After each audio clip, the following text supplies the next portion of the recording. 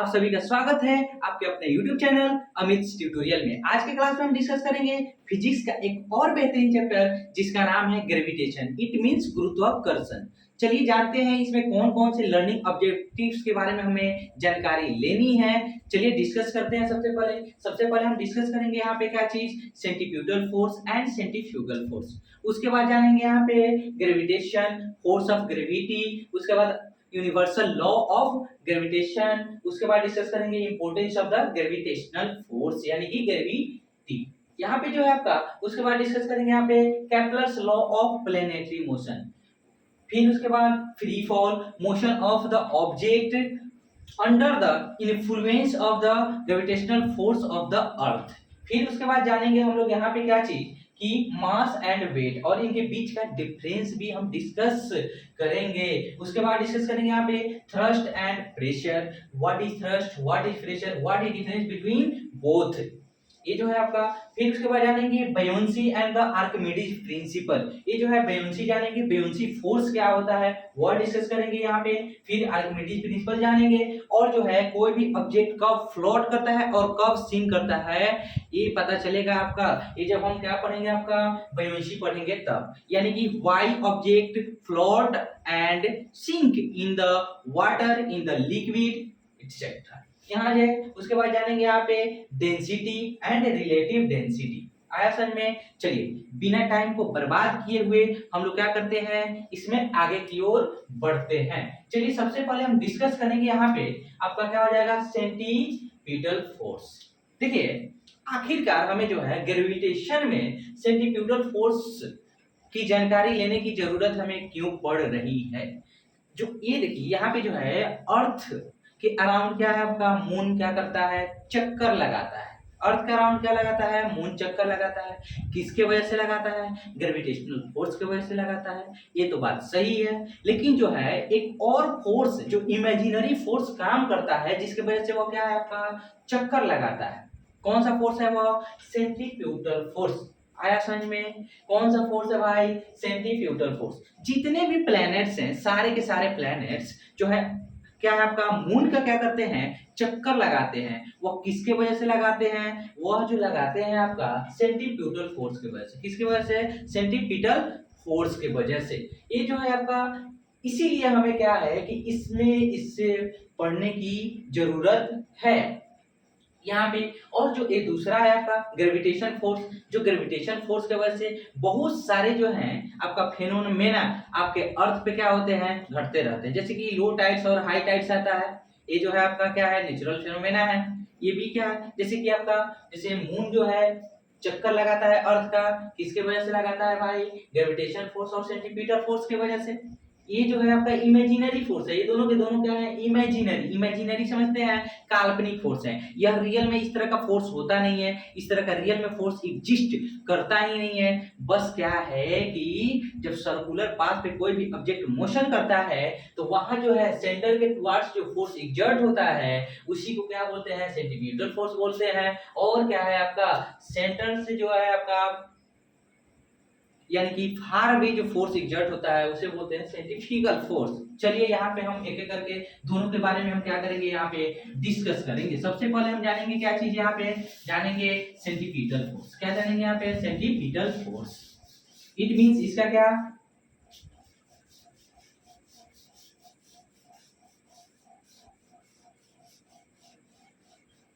चलिए सेंट्रीपिटल मतलब होता है अभिकेंद्र बल। क्या होता है, अभिकेंद्र। अभि मतलब अभिकेंद्र बल। अभिकेंद्र बल क्या होता है आपका, अभिकेंद्र बल होता है। अभिकेंद्र बल समझते हैं। इट मींस कहने का मतलब क्या है कि जो क्या लगे, केंद्र की ओर लगे। जब कोई भी ऑब्जेक्ट आपका, मान लेता हूं कोई ऑब्जेक्ट है तो क्या है आपका सर्कुलर पाथ पर क्या कर रहा है, चक्कर लगा रहा है। कैसे पाथ पर चक्कर लगा रहा है भाई, यह सर्कुलर पाथ है, यह जो है आपका सर्कुलर पाथ है। ऐसे सर्कुलर पाथ पर जब कोई ऑब्जेक्ट आपका चक्कर लगाता है तो ये जो सर्कल है किस चीज से बना है, किस चीज से बना है, यानी कि एक सेंटर से बना है, एक सेंटर पॉइंट होगा इसका। तो इसके जो है आपका ये जो है जब मूव करेगा, मान लो ये कोई ऑब्जेक्ट है, यहाँ पे ये कोई वो ऑब्जेक्ट है, तो जब यह मूव करता है तो ये किसके वजह से मूव करता है, बता हमको, सेंट्रीपिटल फोर्स की वजह से। किसके वजह से, आपका सेंट्रीपिटल फोर्स की वजह से। यानी कि जो है ये जो है आपका जब सर्कल पर कोई भी ऑब्जेक्ट मोशन करता है तो वह यूनिफॉर्म मोशन करता है। कैसा मोशन करता है, यूनिफॉर्म मोशन करता है।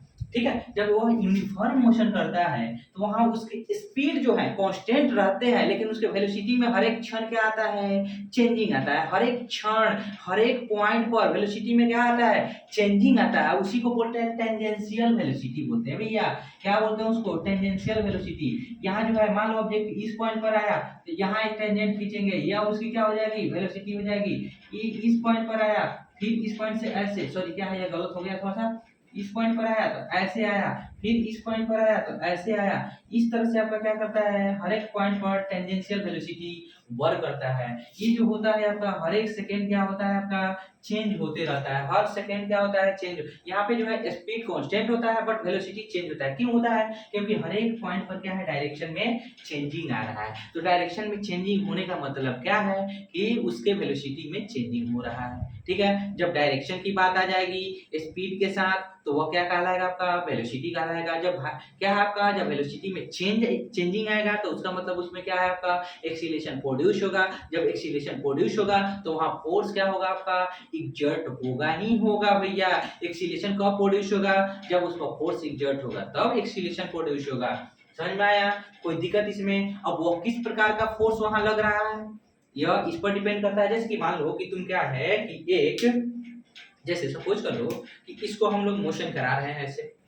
जब इस तरह से आप मोशन कराइएगा इसको, तो यहाँ जो है इसके सेंटर के टुवार्ड्स क्या है, जब मान लेते हैं कि धागा से क्या है, आप किसी पत्थर को बांध लेते हैं, स्टोन को बांध कर कैसे उसको नचाते हैं, तो देखिएगा कि धागा और जो है पत्थर के बीच में एक फोर्स एग्जर्ट होता है।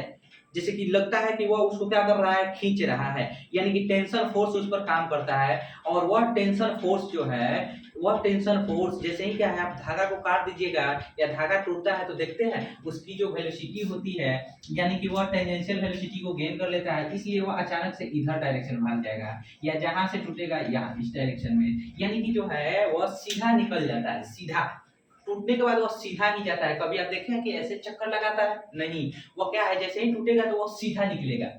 समझ में आ गया, जिस पॉइंट पर टूट गया वहां से सीधा निकल जाएगा। ये जो है किसके वजह से होता है भाई, टेंजेंशियल वेलोसिटी की वजह से। टेंजेंशियल वेलोसिटी कहने का मतलब क्या है, यहाँ पे हर एक सेंटर क्या बोलते हैं, सर्कुलर पाथ के हर एक पॉइंट पर जो वेलोसिटी होते हैं उसी को टेंजेंशियल वेलोसिटी बोलते हैं। यानी कि टेंजेंशियल, टेंजेंट समझते हैं कि जब किसी सर्कल पर एक लाइन खींचे जाते हैं, जब किसी सर्कल के किसी पॉइंट पर एक लाइन जब खींचे जाते हैं उसी को टेंजेंट करते हैं। क्या कहते हैं उसको, टेंजेंट करते हैं, यानी कि स्पर्श रेखा। इसी को क्या बोलते हैं हम लोग, स्पर्शीय गति, क्या बोलते हैं, सॉरी वेग कहते हैं। समझ में आया। ये जो है आपका, जब सेंट्रीपिटल फोर्स का डेफिनेशन लिखने की बारी आएगी तो हम क्या लिखेंगे कि when an object moves, when an object moves along the circular path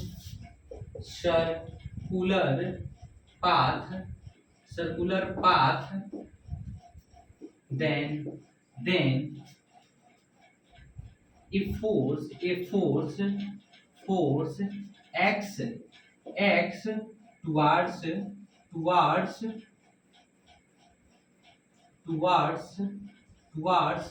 the center of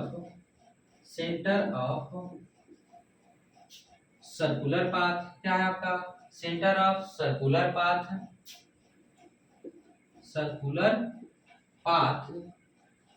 is called क्या कहलाता है भैया, सेंट्रीफ्यूगल फोर्स। क्या कहलाता है आपका, centrifugal force.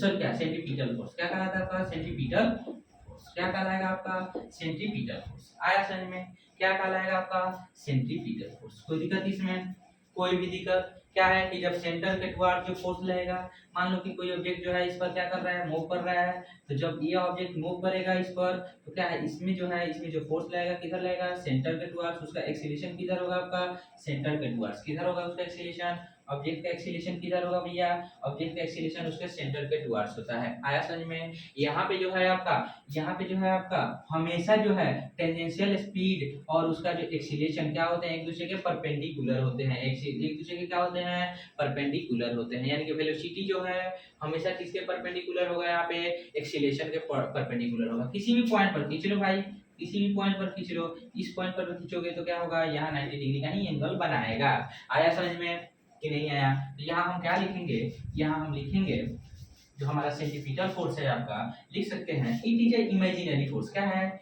It is an imaginary force. कैसा फोर्स होता है भैया? इमेजिनरी फोर्स होता है। कैसा फोर्स होता है? इमेजिनरी मतलब काल्पनिक फोर्स, या एग्जैक्टली ऐसा फोर्स होता ही नहीं है, ठीक है, यह काल्पनिक फोर्स है भाई।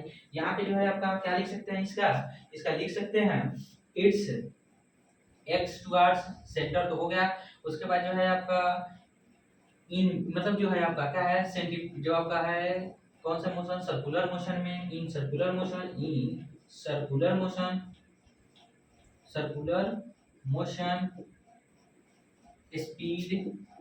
Speed is constant but velocity varies.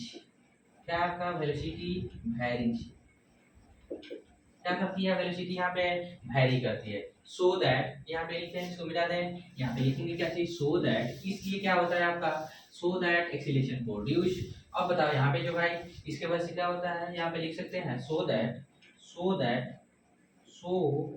That acceleration produce, acceleration produce, so that acceleration क्या होता है आपका, प्रोड्यूस्ड।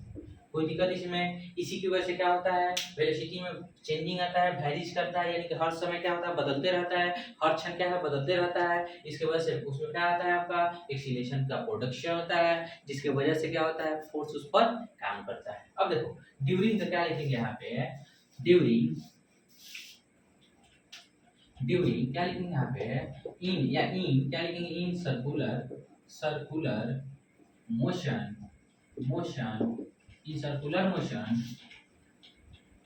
टेंजेंशियल वेलोसिटी, क्या होगा आपका,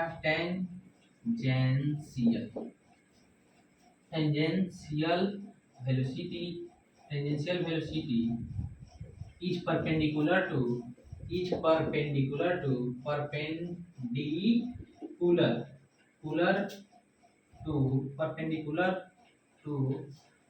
इसके होगा आपका एक्सीलरेशन। अभी मैंने बताया है कैसे एक्सीलरेशन के परपेंडिकुलर होता है, अभी मैंने बताया आपको कैसे एक्सीलरेशन के क्या होता है, आपका परपेंडिकुलर होता है। आया समझ में? अब जानेंगे क्या चीज, अब जानेंगे अपकेंद्र बल। बल मतलब क्या होता है आपका, सेंट्रीफ्यूगल फोर्स। क्या होता है आपका, सेंट्रीफ्यूगल फोर्स। चलिए जानेंगे, नेक्स्ट जानेंगे, इसको मिला दूं। चलिए क्या लिखेंगे आपका, सेंट्रीफ्यूगल फोर्स। ये जितने भी आपका क्या है, सेंट्रीफ्यूगल फोर्स, क्या है आपका, centrifugal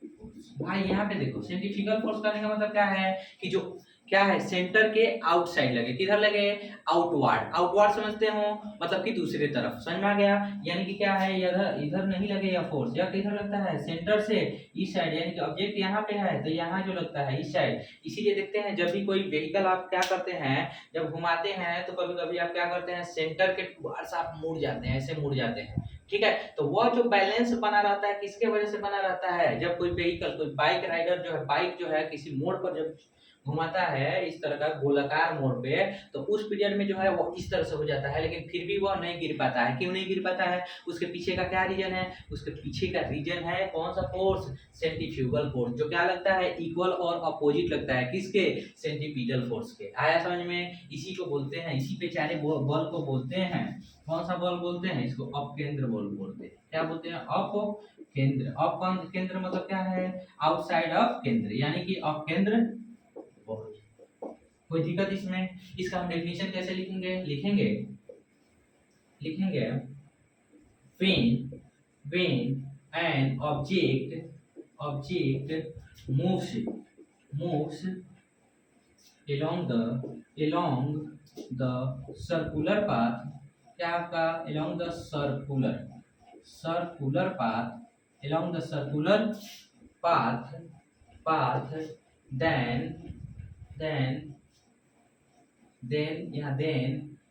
a force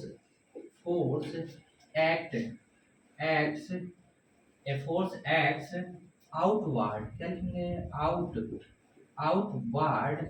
outward to its center, किसके सेंटर के, यानी कि सर्कुलर पाथ के, ठीक है, to its centre is called, क्या कहलाएगा भैया, इज कॉल्ड सेंट्रीफ्यूगल फोर्स। क्या कहलाएगा आपका, सेंट्रीफ्यूगल फोर्स। कोई दिक्कत इसमें? क्या कहलाएगा आपका, सेंट्रीफ्यूगल फोर्स। क्या है कि कहने का मतलब है कि जब भी कोई क्या है आपका ऑब्जेक्ट किसी सर्कुलर पाथ पर मोशन करता है, इसी वजह से देखते हैं कि जब क्या है कोई ऑब्जेक्ट मोशन करता है तो जैसे ही उसका धागा कटता है तो वो क्या है सेंटर के टुवर्ड्स क्यों नहीं जाता है, उस साइड क्यों चला जाता है, टेंजेंशियल स्पीड के वजह से, और साथ ही साथ क्या है आपका इस फोर्स के वजह से। कोई दिक्कत इसमें? कोई भी दिक्कत है क्या? नहीं है। चलिए, यानी कि जो है सेंट्रीफ्यूगल, जो आपका क्या है सेंट्रीपिटल फोर्स और सेंट्रीफ्यूगल फोर्स एक दूसरे को बैलेंस करते हैं। जैसे ही अनबैलेंस होता है तब कोई व्हीकल क्या करता है आपका, स्लाइड करता है, गिर जाता है। जैसे कि आप मौत का कुआं वाला देखे हैं खेल, मौत के कुआं में क्या होता है आपका पता हमको, वहां भी दो तरह का आपका फोर्स काम करता है। एक काम करता है सेंट्रीपिटल फोर्स, दूसरा काम करता है आपका सेंट्रीफ्यूगल फोर्स, जिसकी वजह से जो है उसमें का जो राइडर है वो इजीली क्या कर लेता है, उसमें चक्कर लगा लेता है। समझ में आ गया? आया समझ में? कोई दिक्कत इसमें? जैसे कि तुम क्या है वो जो है आपका घोड़ा वाला जो झुलुआ झूलते हैं, घोड़ा वाला झुलुआ, तो क्या है जब उसका स्पीड बढ़ाया जाता है तो देखिएगा उसके सेंटर के अपवर्ड आउटवर्ड डायरेक्शन में क्या है घोड़ा भागना शुरू कर देता है। समझ में आ गया? उस समय सेंट्रीफ्यूगल फोर्स काम करता है। कोई दिक्कत इसमें? कोई भी? चलो आया, इसको हटा दूं। समझ में आ गया? अब जानेंगे हम लोग ग्रेविटेशन। क्या जानेंगे यहाँ पे? ग्रेविटेशन, यानी कि ग्रेविटेशनल फोर्स जानेंगे। क्या जानेंगे यहाँ पे? Gravitational force. ग्रेविटेशनल फोर्स समझ में आ गया? ग्रेविटेशन इट मींस क्या है आपका? Gravitational force. Gravitational force, gravitational force भैया। अब देखो कोई भी फोर्स हो, सारे फोर्स का एसआई यूनिट हमेशा न्यूटन ही रहता है भैया। उसका एसआई यूनिट चाहे किसी भी प्रकार के फोर्स हो उससे मतलब नहीं है। ये तो सेंट्रीफ्यूगल फोर्स हो, सेंट्रीफ्यूगल फोर्स हो, सूडो फोर्स हो, कोई भी फोर्स हो दुनिया का, वो सारे फोर्स के साथ कौन सा हम लोग यूज करते हैं, एसआई यूनिट कौन सा यूज करते हैं? न्यूटन ही यूज करते हैं। चलो ग्रेविटेशनल फोर्स जानेंगे, यानी कि गुरुत्वाकर्षण बल। कौन सा बल है? गुरुत्वाकर्षण, गुरुत्वाकर्षण बल। गुरुत्वाकर्षण बल यानी कि क्या है आपका, जब यानी कि दुनिया के सारे ऑब्जेक्ट, कितने? दुनिया का सारा, हमारे यूनिवर्स में जितने भी ऑब्जेक्ट हैं वो सारे के सारे ऑब्जेक्ट क्या करते हैं, एक दूसरे पर क्या करते हैं? फोर्स एग्जर्ट करते हैं।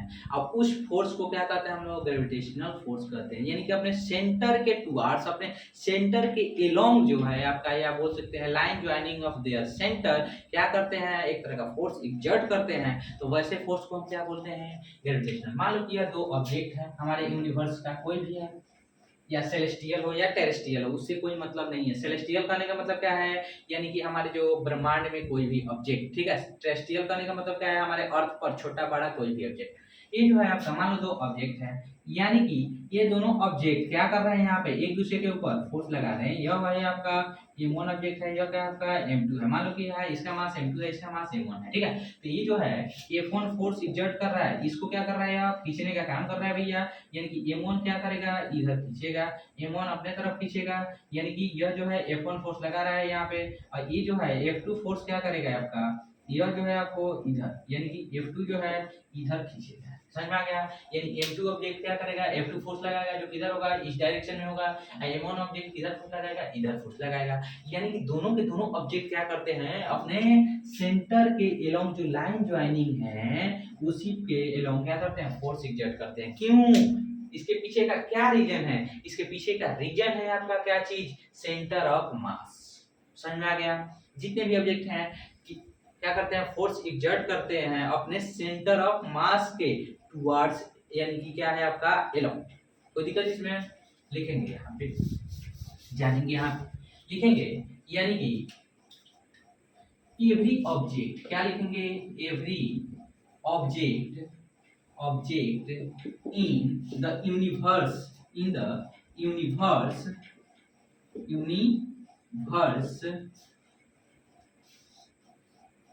exert exerts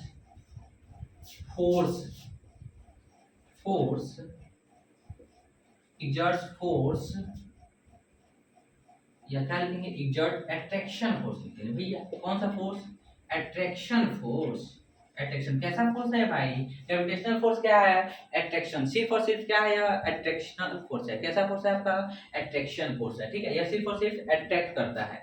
समझ में आ गया। यानी कि जो है क्या है आपका, every object in the universe exert, क्या है आपका, attraction force to every other object towards, क्या लिखेंगे यहाँ पे, ऑब्जेक्ट, यहाँ पे क्या लिखेंगे, लाइन ज्वाइनिंग देयर सेंटर, क्या लिखेंगे यहाँ पे, लाइन ज्वाइनिंग देयर, क्या लिखेंगे, टुवर्ड्स देयर सेंटर, या लाइन ज्वाइनिंग देयर सेंटर लिखेंगे, लिख सकते हैं लाइन ज्वाइनिंग देयर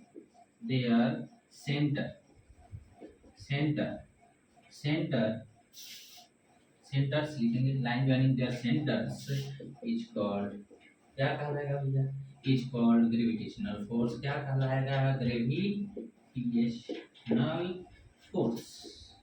कोई दिक्कत इसमें आया समझ में कि नहीं आया, कि जितने भी यूनिवर्स में ऑब्जेक्ट हैं वो सारे के सारे एक तरह का एट्रैक्शन फोर्स कर लगाते हैं। वो किधर लगाते हैं, अपने सेंटर के टुवर्ड्स, यानी कि क्या है, उनका जो सेंटर है उसी के टुवर्ड्स। मान लो ये दो ऑब्जेक्ट है, ये दोनों के दोनों एक दूसरे पर फोर्स लगा रहे हैं, किधर लगा रहे हैं, अपने सेंटर के टुवर्ड्स। इसी को क्या बोलेंगे हम लोग, बताओ, ग्रेविटेशनल फोर्स है। हम भी क्या है, किसी पर क्या लगा रहे हैं, अट्रैक्शन फोर्स लगा रहे हैं, लेकिन क्या है कि हमारी जो मास है वो कम है, जिसके वजह से मैं अर्थ से बंधा हुआ हूँ, तो दूसरे ऑब्जेक्ट को मैं नहीं खींच पाता हूँ। मेरे से जो ज्यादा वजन के भी ऑब्जेक्ट हैं वो भी हमको नहीं खींच सकते हैं। क्यों, क्योंकि वो भी खुद किसी से बंधे हुए हैं, अर्थ के ग्रेविटेशनल फोर्स के वजह से। समझ में आया। इसलिए नहीं तो अगर हम लोगों को दोनों को अगर यूनिवर्स में छोड़ दिया जाए, सॉरी क्या बोलते हैं, स्पेस में छोड़ दिया जाए, जहाँ जीरो ग्रेविटी होगा वहाँ हम दोनों एक दूसरे के ऊपर फोर्स एग्जर्ट करेंगे उस समय, ठीक है। उस समय एक दूसरे को क्या है, खींचना शुरू कर देंगे, अट्रैक्ट करना शुरू कर देंगे। इस तरह का होता है। आया समझ में, कोई दिक्कत इसमें। देखिए यहाँ लेकिन क्या है, यहाँ पे इक्वल और अपोजिट फोर्स एग्जर्ट होगा। समझ में आ गया। वहां पे जो है इक्वल और अपोजिट फोर्स एग्जर्ट होगा। चलो यहाँ देखिए कि आपका क्या हो गया, आपका समझ में आ गया यहाँ पे ग्रेविटेशनल फोर्स क्या है। सो आया समझ में। अब देखो ग्रेविटेशनल फोर्स जो है, कहने का मतलब है ये जो है आपका किस प्रकार का फोर्स होता है, अट्रैक्टिव फोर्स होता है। कैसा फोर्स होता है आपका, अट्रैक्टिव फोर्स होता है, ठीक है। यह किसी मीडियम पर डिपेंडेंट नहीं होता। यह जो है आपको किस प्रकार के मीडियम में है उससे कोई मतलब नहीं है। यह जो है डेंसर मीडियम है कि रेयर मीडियम है कि किस प्रकार का मीडियम है उससे कोई मतलब नहीं है इस फोर्स को। समझ में आ गया। ये सारे मीडियम में क्या है, सेम ही प्रकार से एग्जर्ट होता है। कोई दिक्कत इसमें, कोई भी दिक्कत। चलिए लिख लेंगे, इसमें लिखेंगे it is an attraction force। एक ऐसा फोर्स है आपका आकर्षक बल। कैसा बल है, आकर्षक। आकर्षक समझते हैं, इट मींस क्या है, अपने तरफ खींचता है, यानी कि पुल करता है, ऑलवेज पुलिंग। इट मींस आकर्षक मतलब, अट्रैक्शन मतलब क्या होता है आपका, पुल towards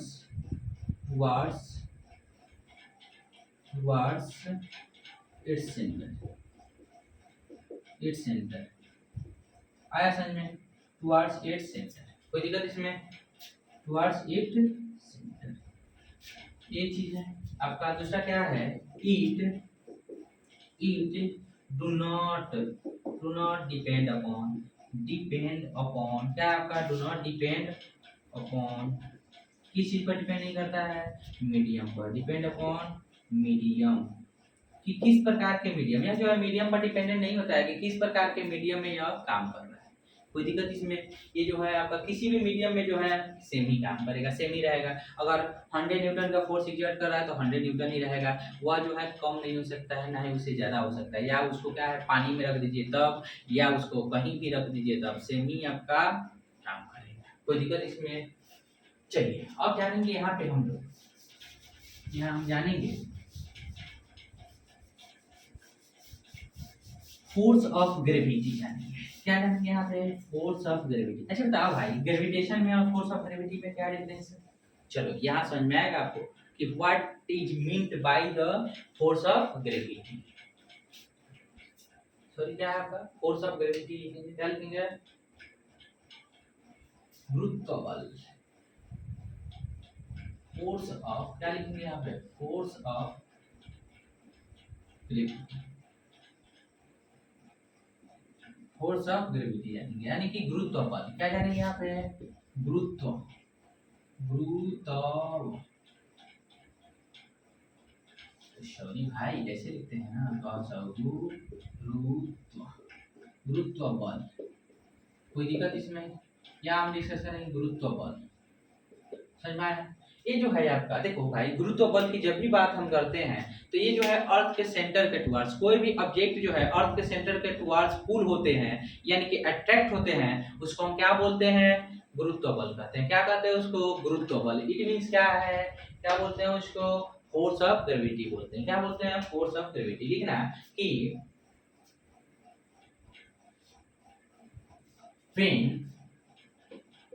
when earth, when the क्या है आपका, अर्थ अट्रैक्ट्स या पुल, क्या कर सकते हैं यहाँ पे, पुल when the earth pulls to other object towards its center is called क्या कहलाता है भैया, is called force of gravity, is called force of gravity. क्या कहलाता है आपका, फोर्स ऑफ ग्रेविटी। आया समझ में, क्या कहलाएगा आपका, फोर्स ऑफ ग्रेविटी। कोई दिक्कत इसमें, किस केस में कहलाएगा आपका फोर्स ऑफ ग्रेविटी, जब क्या है कि वो अपने सेंटर के टुवर्ड्स खींचेगा, उस केस में क्या कहलाएगा आपका, फोर्स ऑफ ग्रेविटी कहलाएगा। समझ में आया? कोई दिक्कत इसमें, कोई भी दिक्कत है क्या? चलिए इट मींस क्या है, मान लो कि यह क्या है आपका अर्थ है, क्या है यहाँ पे कोई ऑब्जेक्ट है भाई, तो यह क्या है, यह ऑब्जेक्ट जो है इधर खिंचाएगा, इधर खिंचाएगा। जैसे कि क्या है कि कोई भी देखो, मान लो कि यह क्या है, यह जो मार्कर है इसको मैं छोड़ूंगा तो क्या होगा, ये तो फ्री फॉल कर रहा है, वो तो बाद में समझेंगे, लेकिन जब छोड़ूंगा तो यह किधर जा रहा है, अर्थ के सेंटर के टुवर्ड्स जा रहा है, यानी कि अर्थ के सरफेस पर यह गिरेगा, लेकिन किसके टुवर्ड्स जाएगा, वो सेंटर के टुवर्ड्स जाएगा। ठीक है, अगर मान लेता हूँ कि अर्थ को क्या है वहां से खोल दिया जाए, यानी कि वो होल बना दिया जाए, तो अगर मैं ऑब्जेक्ट को छोड़ूंगा उस होल में तो क्या होगा, वो तो उसके सेंटर के टुवर्ड्स जाएगा। आया समझ में? तो वो जब सेंटर के टुवर्ड्स जाना ही क्या कहलाएगा आपका, फोर्स ऑफ ग्रेविटी कहलाएगा। कोई दिक्कत इसमें? अब जानेंगे हम लोग यूनिवर्सल लॉ ऑफ, क्या जानेंगे यहाँ पे, अब जानेंगे हम लोग यूनिवर्सल लॉ ऑफ ग्रेविटेशन। क्या जानेंगे यहाँ पे, यूनिवर्सल लॉ ऑफ ग्रेविटेशन जानेंगे भैया, universal law of gravitation, universal law of gravitation. क्या होता है भैया, यूनिवर्सल लॉ ऑफ ग्रेविटेशन क्या होता है, इसका मतलब क्या होता है बता हमको। इसका मतलब होता है गुरुत्वाकर्षण के सार्वत्रिक नियम। सार्वत्रिक मतलब समझते हैं सभी जगह, सार्वत्रिक नियम क्या होता है, गुरुत्वाकर्षण, गुरुत्वाकर्षण के सार्वत्रिक नियम, सार्वत्रिक, सार्वत्रिक नियम, ये गलत हो रहा है, सार्वत्रिक, सार्वत्रिक नियम सही है, सार्वत्रिक नियम क्या होता है, हटाओ इसको, हिंदी समझ राइट, हिंदी हिंदी चल क्या बात है भाई। यूनिवर्सल लॉ ऑफ ग्रेविटेशन यानी कि गुरुत्वाकर्षण के सभी जगह पर जो नियम लगते हैं उसको बोलते हैं, ठीक है, यानी कि यूनिवर्स में, पूरे ब्रह्मांड में, पूरी जगह पर, समझ में आ गया। यानी कि हमारे यूनिवर्स की सारी ऑब्जेक्ट क्या है कि एक दूसरे को एक फोर्स से क्या करती है, अट्रैक्ट करती है। अब वह जो फोर्स होता है डायरेक्टली प्रोपोर्शनल होता है product of both mass of both object and इस इनवर्सली प्रोपोर्शनल होता है आपका क्या चीज, square of distance between them, ठीक है, and that force is acts along the, जो आपका फोर्स है वह कहाँ काम करता है, आपका दोनों जो है आपका ऑब्जेक्ट का जो सेंटर लाइन होता है, जो लाइन ज्वाइन करता है उसके सेंटर को, उसी के अलोंग वो फोर्स काम करता है। समझ गए हैं कि नहीं समझे। चलिए मान लेते हैं कि यह क्या है आपका दो ऑब्जेक्ट है, यह एक ऑब्जेक्ट हो गया, यह भी कोई ऑब्जेक्ट हो गया। मान लीजिए कि ये दोनों ऑब्जेक्ट क्या कर रहे हैं, एक दूसरे पर फोर्स एक्सर्ट कर, क्या कर रहे हैं यहाँ पे, एक दूसरे पर फोर्स करते हैं। इसका मास है मान लो m1 है, इसका मास क्या है आपका m2 है, ठीक है। यहाँ इन दोनों के बीच का जो डिस्टेंस है सेंटर से क्या है आपका r डिस्टेंस है। कितना डिस्टेंस है यहाँ पे, r डिस्टेंस ले लेते हैं, समझ में आ गया। तो ये जो है आपका m1 जो है क्या करेगा यहाँ पे, फोर्स एक्सर्ट करेगा, यानी कि m1 इधर खींचेगा F1 फोर्स, m2 क्या है आपका इधर खींचेगा F2 फोर्स। आया समझ में, आया। यानी कि फोर्स ऑन m2 सर क्या है, force on m2 by the क्या हो जाएगा आपका m1, क्या हो जाएगा आपका F1 फोर्स। कोई दिक्कत इसमें, या force on m1 by the क्या हो जाएगा आपका m2 इज नोन एज क्या होगा आपका F2 फोर्स। कोई दिक्कत इसमें। ये दोनों फोर्स जो है आपका इक्वल भी है, साथ ही साथ क्या है आपका अपोजिट भी है। कैसा फोर्स है आपका, इक्वल भी है अपोजिट भी फोर्स है, समझ में आ गया। तो ये जो है आपका क्या होता है कि दोनों फोर्स जो है, ये दोनों के फोर्स जो है आपका लाइन ज्वाइनिंग, इसके सेंटर से जो लाइन ज्वाइनिंग है उसी के एलोंग काम कर रहा है ना, उसी के एलोंग, क्या कहीं और काम कर रहा है क्या, इस पॉइंट पर काम कर रहा है और इस पॉइंट पे नहीं। क्या कर सकता है, नहीं कर सकता है, इट इज नॉट पॉसिबल, ठीक है। क्यों, क्योंकि जितने भी स्फेरिकल ऑब्जेक्ट होते हैं उसका सेंटर ऑफ मास कहाँ होता है, उसके सेंटर पे ही होता है। आया समझ में, कोई दिक्कत इसमें, कोई स्फेरिकल ऑब्जेक्ट है उसका मास कहाँ रहेगा आपका सेंटर पे, इसलिए क्या है यहाँ पे उसके सेंटर के अलोंग जो फोर्स एग्जर्ट होंगे, समझ में आ गया। लिखेंगे इसका क्या लिखेंगे डेफिनेशन, सॉरी इसका जो है आपका स्टेटमेंट क्या लिखेंगे। अच्छा बताओ, ये जो है यूनिवर्सल लॉ ऑफ ग्रेविटेशन किसने दिया था, न्यूटन ने दिया था। कब दिया था, ये भी लगभग आपका 1887 के आसपास में, सॉरी क्या 1687 के आसपास में दिया था। किस कब दिया था यहाँ, 1687 यानी कि 1687 के आसपास में दिया था, ठीक है। जैसे कि आपका लॉ ऑफ मोशन हम जान रहे थे, लॉ ऑफ मोशन, ये जो चीज है आपका, इस सारे जो है आपका जानेंगे यहाँ पे, जैसे कि first law of motion, second law of motion, third law of motion हमने जाना था, ठीक है। तो ये जो है आपका किसके द्वारा दिया गया था, आपका न्यूटन के द्वारा दिया गया था। जब वो भी कब दिया गया था आपका 1687 में, उसी के करीब आपको ये भी दिया गया था, ठीक है। चलो भैया अब लिखते हैं इसका स्टेटमेंट क्या है। अकॉर्डिंग टू क्या है आपका, according to sir Isaac Newton, according to क्या लिखेंगे यहाँ पे, सॉरी अकॉर्डिंग टू भैया लिखेंगे यहाँ पे स्टेटमेंट इसका क्या है, according to sir Isaac Newton, sir Isaac Newton हो गया। क्या है आपका एवरी ऑब्जेक्ट, क्या लिखेंगे यहाँ पे, every object in universe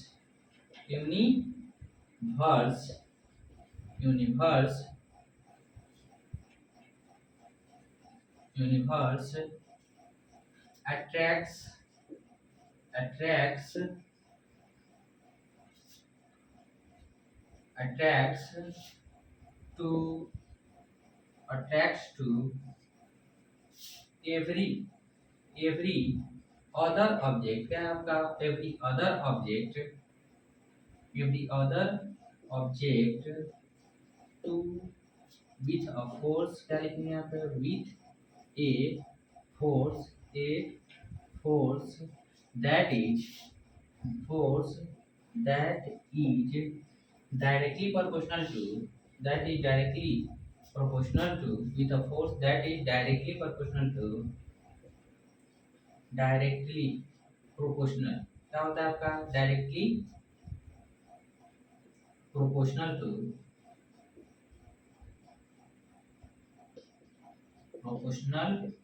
to product of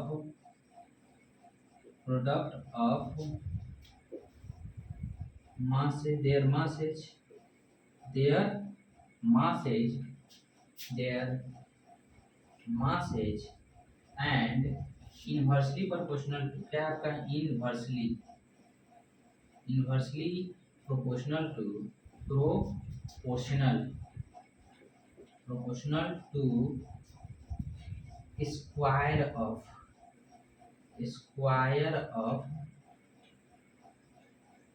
square of distance between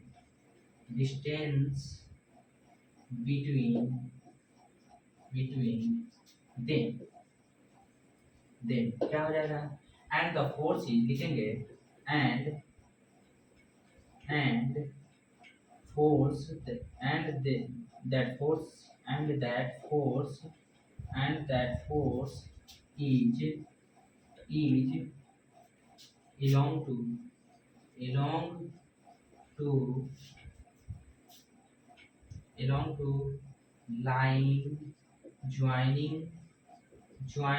belong to line joining of their center क्या आपका,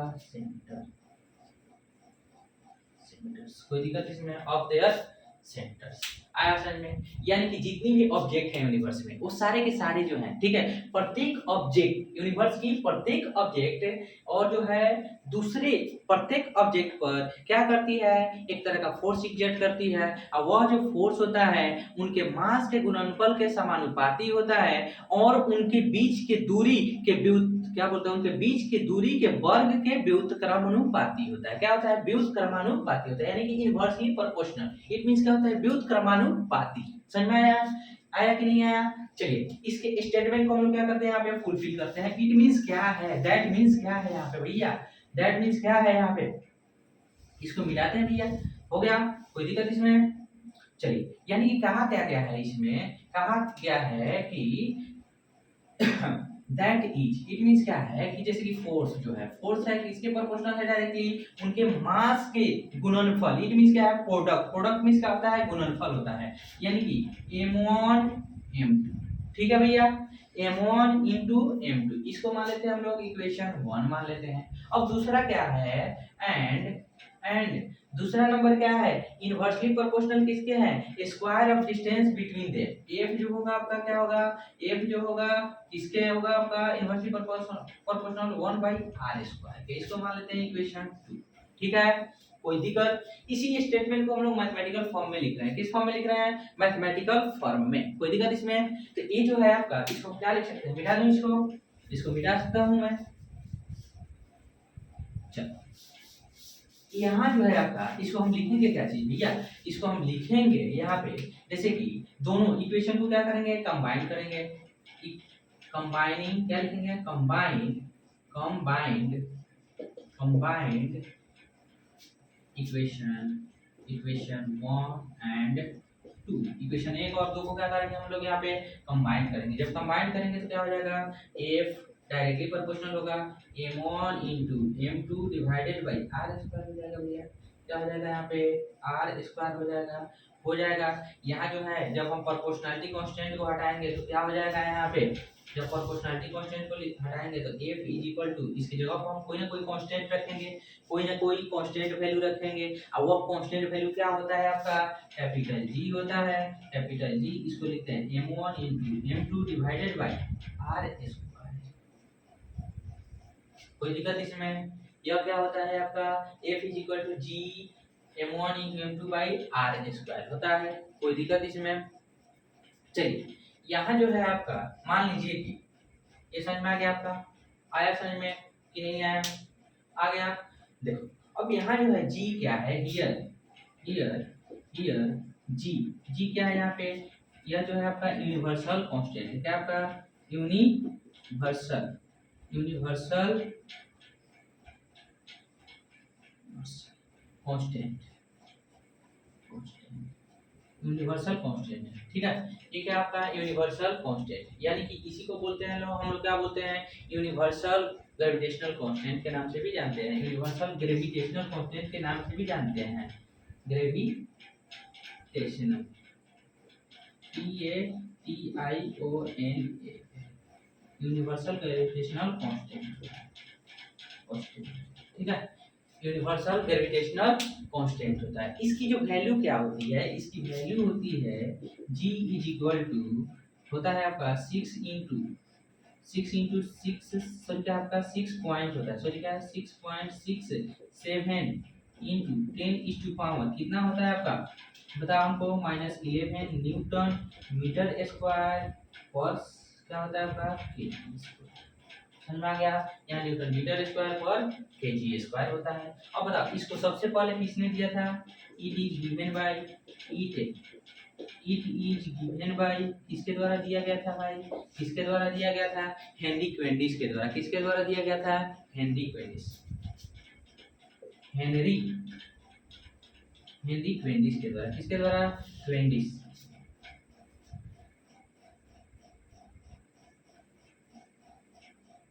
हेनरी क्वेंडिस के द्वारा दिया गया था। किसके द्वारा दिया गया था, हेनरी कैवेंडिश के द्वारा। समझ में आ गया? कोई दिक्कत इसमें? ये जो है आपका हेनरी क्वेंडिश के द्वारा दिया गया था, लेकिन हेनरी क्वेंडिश ने क्या किया था, 2 डंबल लिया था, उस पर मैंने एक्सपेरिमेंट करके हर बार उन्होंने क्या है, हमेशा हर बार 6.67 इंटू 10⁻11 ही हमेशा कांस्टेंट को पाया, इसलिए उसका नाम रख दिया क्या चीज, यूनिवर्सल कांस्टेंट। इट मींस क्या है आपका, यूनिवर्सल ग्रेविटेशनल कांस्टेंट, यानी कि क्या है आपका, जब दो ऑब्जेक्ट के बीच में जो है आपका ग्रेविटेशनल फोर्स काम करता है तो उस पीरियड में, ठीक है, ये क्या है, यहाँ पे जो है एक यूनिवर्सल कांस्टेंट जो है प्रोपोर्शनैलिटी को हटाने के लिए, प्रोपोर्शनैलिटी को हटाने के लिए एक कांस्टेंट को क्या करते हैं, रखते हैं, उसी को बोलते हैं यूनिवर्सल कांस्टेंट। कोई दिक्कत इसमें? कोई भी दिक्कत है क्या? ये सारी चीज है। अब देखिए यहाँ जो है आपका, हम जानेंगे आपका, चलिए आगे देखते हैं क्या है। मिटा दो इसको, मिटा दो भाई, कोई दिक्कत है इसमें? चलो यहाँ देखते हैं,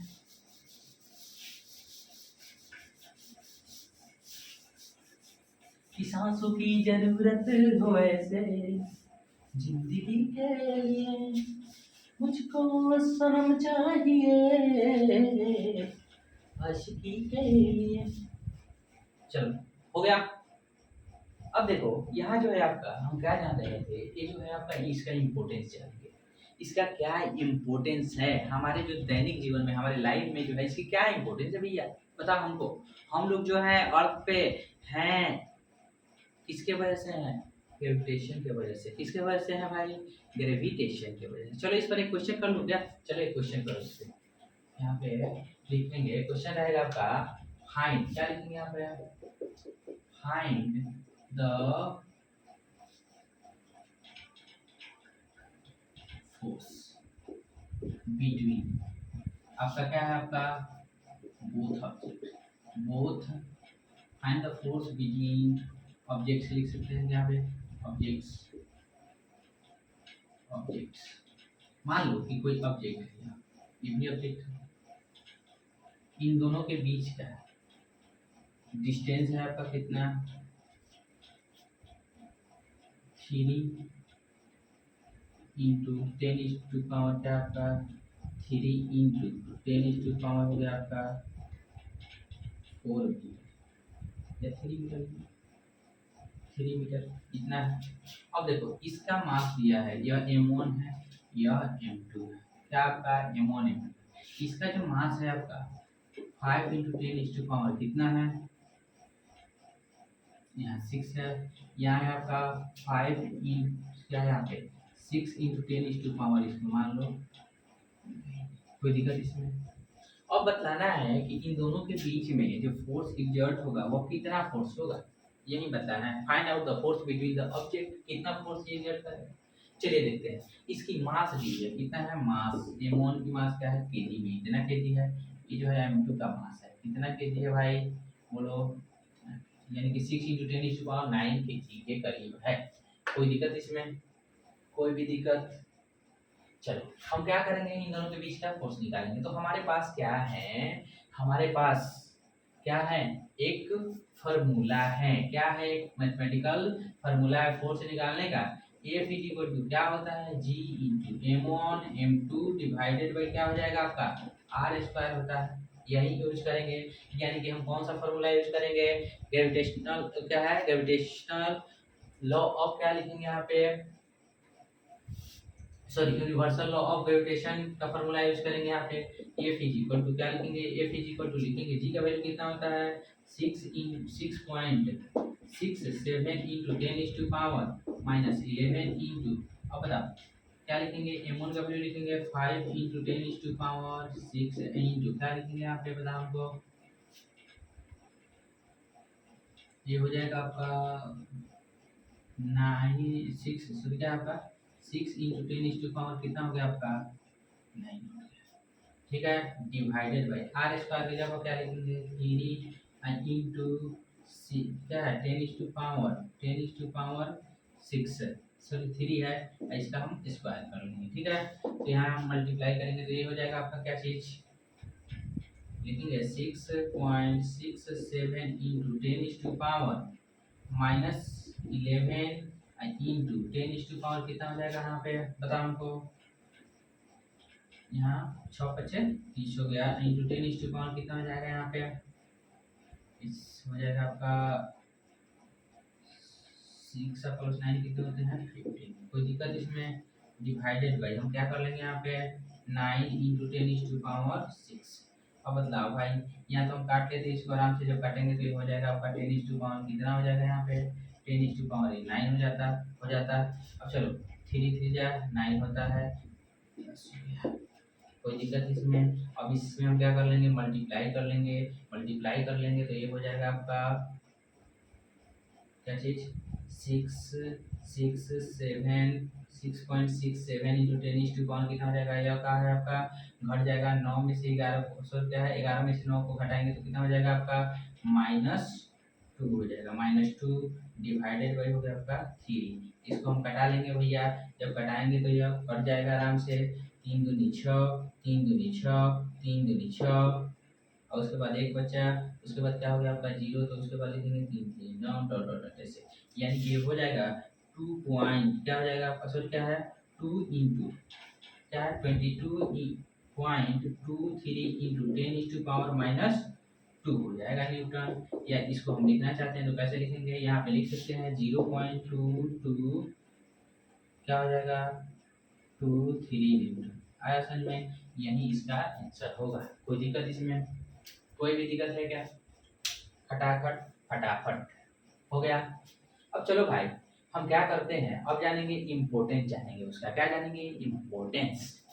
इम्पोर्टेंस मतलब क्या है, जरूरी, इट मीन्स उसका क्या हमारी डेली लाइफ में महत्व है, महत्व जानेंगे, क्या जानेंगे महत्व। अच्छा बताओ क्या ये जो है बहुत कम ही फोर्स लग रहा है, इन दोनों के बीच में बहुत कम फोर्स एग्जर्ट हुआ है, बहुत कम फोर्स एग्जर्ट हुआ है, समझ में आ गया। जैसे कि आप देखते हैं मून और अर्थ के बीच में बहुत कम फोर्स एग्जर्ट होता है, इसलिए ना मून अर्थ को खींच पाता। अच्छा बताओ एक चीज है कि मून और अर्थ एक दूसरे को क्यों नहीं खींच पाते हैं, क्या कारण है यहाँ पे, चलिए मैं बताऊंगा यहाँ पे आपका एक्सीलेशन की वजह से। किसके वजह से, यहाँ पे एक्सीलेशन। अब देखो कोई भी ऑब्जेक्ट जो है फोर्स एग्जर्ट करता है तो उस पर क्या है एक्सीलेशन प्रोड्यूस होता है, तो एक्सीलेशन प्रोड्यूस होता है तो अगर ज्यादा एक्सीलेशन प्रोड्यूस होगा तभी ना वो ऑब्जेक्ट को खींच पाएगा, जब कम एक्सीलेशन प्रोड्यूस होगा तो कहाँ से खींच पाएगा, जब ज्यादा एक्सीलेशन प्रोड्यूस करेगा यानी दूसरे ऑब्जेक्ट में जो है एक्सीलेशन आ जाएगा ज्यादा, तभी ना वो खींच पाएगा, वो आ पाएगा। जब एक्सीलेटेड नहीं होगा कोई ऑब्जेक्ट तो फिर वो जो है दूसरे ऑब्जेक्ट के पास कैसे जाएगा, समझ में आया। तो चलिए उसको हम लोग निकालेंगे, जानेंगे आगे। चलो पहले हम क्या कर लेते हैं यहाँ पे इसका इम्पोर्टेंस जान लेते हैं, क्या जानेंगे यहाँ पे इम्पोर्टेंस।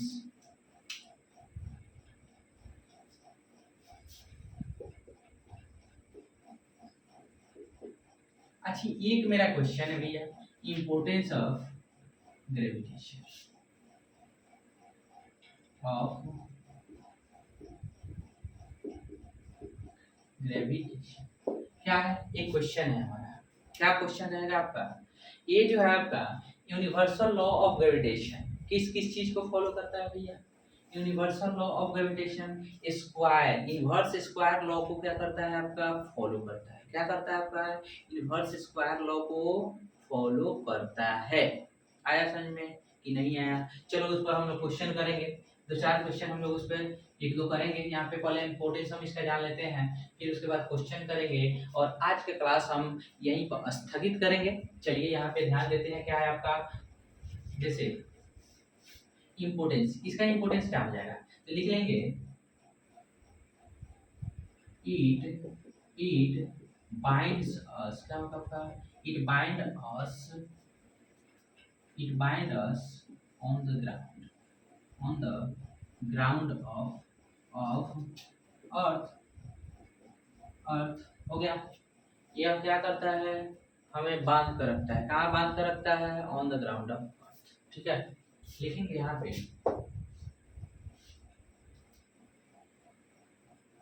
यहाँ पे लिखेंगे द मून रिवॉल्व अराउंड, क्या होता है? Around earth, the earth due to किसके वजह से? Gravitational force. क्या है? ड्यू टू ईट लिख सकते हैं। ईट मतलब क्या है आपका? Gravitational force. कैसा फोर्स है? ग्रेविटेशनल। ईट मींस क्या है आपका? Gravitational force. उसके बाद क्या हो गया आपका? द प्लैनेट्स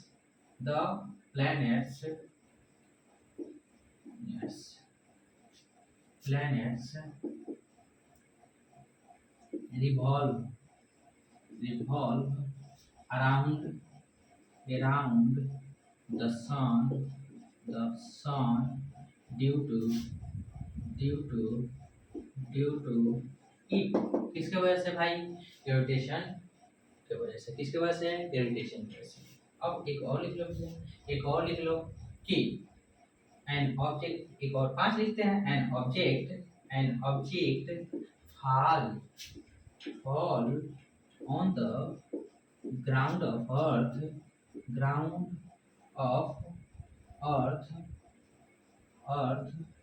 due to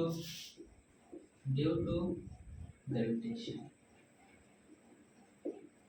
क्या हो जाएगा आपका? Due to gravitation. कोई दिक्कत इसमें? यानी कि इट, यहाँ पे क्या लिखेंगे? Due to it. अब यहाँ एक और चीज लिख लेते हैं, यहाँ पे लिख सकते हैं, यहाँ पे लो टाइड्स।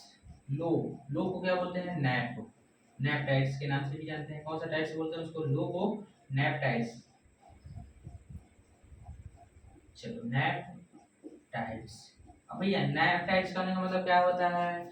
लघु, क्या होता है आपका? टाइड्स मीन्स क्या होता है? ज्वार होता है। क्या होता है आपका? ज्वार।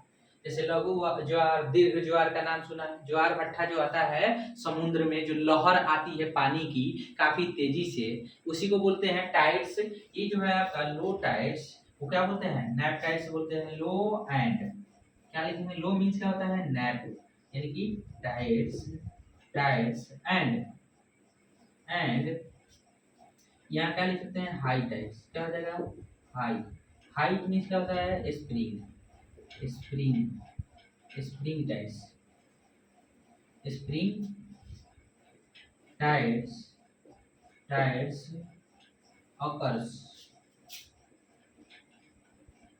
occurs due to gravitation। किसके वजह से होता है भैया? ग्रेविटेशन की वजह से। किसके वजह से होता है? Due to gravitation. आया समझ में? कोई दिक्कत? यानी कि लो टाइड्स जो है या हाई टाइड्स होता है, जिसको स्प्रिंग टाइड्स कहते हैं, या किसकी वजह से आता है आपका?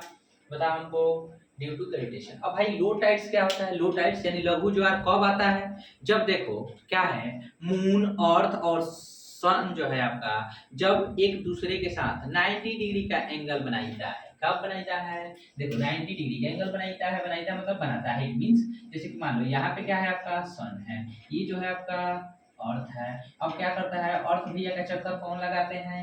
कौन? अर्थ माता का, यानी कि सॉरी धरती माता का चक्कर मून भाई लगाते हैं। जो मून जो लगाता है तो क्या करता है, इसका इस तरह से रिवॉल्व करता है चारों तरफ, तो जो इन दोनों के बीच में 90 डिग्री का एंगल बनता है। किसके किसके बीच में? मून और सन के बीच में 90 डिग्री का एंगल बनेगा, तो वो जो होगा उस समय कैसा टाइड्स प्रोड्यूस होगा? बताओ हमको। उस समय नैप टाइड्स, इट मींस लो जो है टाइड्स उस समय प्रोड्यूस होगा। जैसे ही क्या है, यह जो है इसके एलोंग हो जाएगा, यानी कि पूरा क्या है, यह जो है आपका एक दूसरे के साथ 80 डिग्री का एंगल बनाएगा। 180 सॉरी क्या है 180 डिग्री का एंगल बनाएगा। या इस पॉइंट पर है तो, या इस पॉइंट पर है तो उससे कोई मतलब नहीं है, ठीक है। तो यह जो है एक दूसरे के साथ 180 डिग्री का एंगल बनाएगा, तो उस पीरियड में जो है हाई टाइड्स प्रोड्यूस होगा। क्यों? क्योंकि उस समय जो है ज्यादा ग्रेविटेशनल फोर्स काम करेगा। आया समझ में? इस समय जो है क्या है, कम ग्रेविटेशनल फोर्स काम करता है। आ गया समझ में? क्योंकि यहाँ जो है आपका ये अर्थ खींच रहा है, सॉरी क्या, अर्थ के जो वाटर सरफेस है, सॉरी क्या, अर्थ के जो वाटर है उसको सन खींच रहा है और साथ ही साथ मून भी खींच रहा है। तो वहाँ पे जब दोनों के दोनों फोर्स एग्जर्ट करेंगे एक साथ, तो ज्यादा उसमें क्या आएगा आपका वेलोसिटी प्रोड्यूस होगा। जब ज्यादा वेलोसिटी प्रोड्यूस होगा तो ज्यादा उछाल मारेगा पानी। समझ में आ गया? ये चीज समझ में आया? अब मान लो एक क्वेश्चन बनाते हैं, इस पर कोई दिक्कत? चलिए क्वेश्चन को हम सॉल्व करते हैं आपका पिछले वाले पर। दो चार क्वेश्चन हम लोग करेंगे।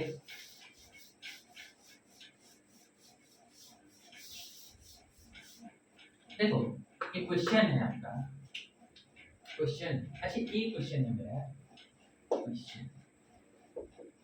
सपोज कीजिए यहाँ पे जो है आपका एक ऑब्जेक्ट है, ठीक है, और यहाँ दूसरा कोई ऑब्जेक्ट है। समझ में आ गया? दोनों का मास क्या है? दोनों का मास, इसका मास m1 है, इसका मास क्या है आपका m2 है। यह पहले r डिस्टेंस पर था। कितने डिस्टेंस पर था? r डिस्टेंस पर, ठीक है। लेकिन क्या हुआ कि इसको, यह m2 हो गया, m1 हो गया, वहीं सेम ही रहेगा आपका, ये हो गया आपका m2 हो गया, m2 हो गया। अब इसके डिस्टेंस को कर दिया गया 4r कर दिया गया। कितना कर दिया गया यहाँ पे? 4r, यानी कि इस डिस्टेंस को बढ़ा करके 4r कर दिया गया। तो क्या करना है आपको? फाइंड आउट करना है फोर्स। क्या करना है आपको? Find out force find out करना है। तो हम क्या लिखेंगे? चलो पहले जो घटनाएं घटती है उसके लिए हम फोर्स लिखेंगे जो है। इसके लिए इसको हम लिखते हैं F1। आपका F1 जो होगा, F1 क्या लिखेंगे? G m1 m2 by R square लिखेंगे, आर स्क्वायर। कोई दिक्कत इसमें नहीं ना है? अब चलो इसको इक्वेशन 1 मान लेते हैं। For the second case, second case के लिए हम क्या लिखेंगे? ये फर्स्ट केस के लिए है, फॉर फर्स्ट केस, ठीक है भैया। For second case, second case के लिए क्या लिखेंगे हम? यहाँ पे लिखेंगे F2 इज इक्वल टू, क्या लिख सकते हैं बताओ हमको? G m1 m2। मास तो सेम ही है, मास सेम ही है, लेकिन रेडियस में क्या आ गया आपका? वेरिएशन आ गया। रेडियस कितना हो गया? r से 4r हो गया। तो यहाँ पे क्या लिखेंगे? 4r का स्क्वायर लिखेंगे, ठीक है। कोई दिक्कत इसमें नहीं है? तो इसको हम लिख सकते हैं G m1 m2 divided by क्या लिखेंगे यहाँ पे? 16r square. कोई दिक्कत इसमें? अब भैया क्या करेंगे, इसमें हम लोग इसको इक्वेशन 2 मान लेते हैं। इक्वेशन 2 में इक्वेशन 1 को हम क्या कर लेंगे? पुट करेंगे, इसको मिटा देंगे।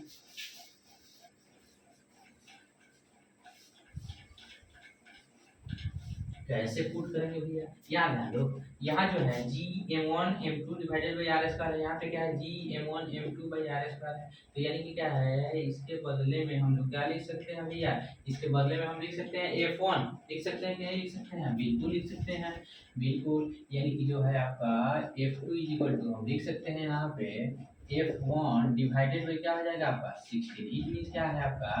F1 इज इक्वल टू क्या हो जाएगा? 16 F2। देखो यहाँ जो है आपका, जैसे ही उसके क्या है, जैसे ही हमने उसके डिस्टेंस में 4 टाइम्स का इंक्रीजमेंट किया, तो ये जो है आपका उसके जो फोर्स में भी आपका है कितना मतलब इंक्रीजमेंट हो गया? 16 टाइम्स इंक्रीजमेंट हो गया। कितने टाइम्स?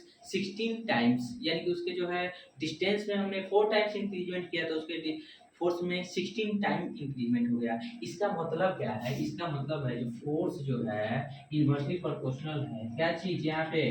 इन्वर्सली प्रोपोर्शनल है उसके डिस्टेंस के वर्ग के। समझ में आ गया? जब आपका दूरी बढ़ेगा तो वह जो है उसके स्क्वायर टाइम इंक्रीज करेगा फोर्स। आ गया समझ में कि नहीं आया? आया कि नहीं आया? आ गया? कोई दिक्कत इसमें? यानी कि मान लो कि क्या है, आप मान लो इसको हम क्या लिखेंगे, मान लेते हैं कि यहाँ पे एफ, मान लो कि आपका है F1 फोर्स जो होगा हमेशा क्या होगा, n स्क्वायर बाई F2 हो जाएगा। हमेशा यह दिमाग में रखना है, n स्क्वायर F2। जब क्या है आपका रेडियस, सिर्फ रेडियस के केस में है भाई, मास उसके बारे में नहीं है यहाँ पे। जब रेडियस को अगर 3 टाइम्स करते हैं तो F1 क्या हो जाएगा आपका, F1 हो जाएगा 3 का स्क्वायर और F2 हो जाएगा। इट मीन्स क्या हो जाएगा यहाँ पे 9 F2 हो जाएगा। अगर मान लो यहाँ पे जो है आपका n जो है आपका मान लो कि कितने टाइम्स, यानी रेडियस जो है उसका 5 टाइम्स कर रहे हैं तो 25 F2 हो जाएगा। आ रहा है समझ में कि नहीं आ रहा है? आ रहा है। ऐसे ही क्वेश्चन जो है आपके कंपटीशन एग्जाम में पूछे जाते हैं, इसमें बच्चे को काफी परेशानियां होती है, तो इस परेशानियों से दूर रहिए। यह जो है आप इस फॉर्मूला के यूज कीजिए, आराम से आप बना सकते हैं सेकेंड रूल। कोई दिक्कत इसमें? ये है आपका मेन फॉर्मूला। चलिए अब भैया देखो यहाँ पे जो है आपका, यहाँ पे हम लोग बात करते हैं, किस चीज की बात करेंगे? देखिए इस पर और सारे क्वेश्चन करा जाए कि रहने दिया जाए? चलिए आज के लिए इतना ही काफी है। थैंक यू वेरी मच, शुक्रिया।